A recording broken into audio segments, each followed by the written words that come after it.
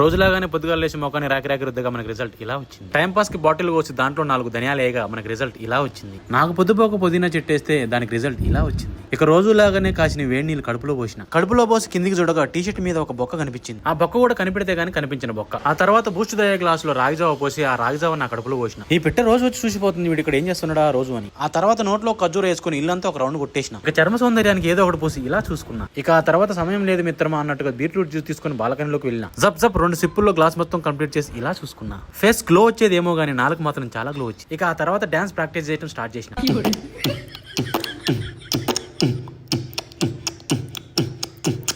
ఇక ఆ తర్వాత రాజపర్యటనకు సమయం ఏందని అరటిపడిని ఆ దౌడ కింద ఈ దౌడ కింద వేసి నమ్మిలేసిన. మునుపటికి ఇప్పుడు గ్లామర్ ఏమైనా వచ్చినట్టు నేను చెత్తలా ఉందని చెత్తపడేయడానికి వెళ్ళిన. ఒకసారి మా కోట మొత్తాన్ని చూసుకున్నా. ఓ సూపర్. ఇక గుర్రం మీద బయలుదేరి గ్లామర్ చూసుకుంటే నెక్స్ట్ లెవెల్ ఉంది. ఇంత అందాన్ని ఎండకు తిరిగి ఖరాబ్ చేసుకోవడం అవసరమా? సరే, నా రాజ్యంలో ప్రజలంతా క్షేమంగానే తిరుగుతున్నారు కదా. నా రాజ్య ప్రజల ఆకాంక్ష మేరకు రాజ్యంలో రోడ్లన్నీ వేపించిన.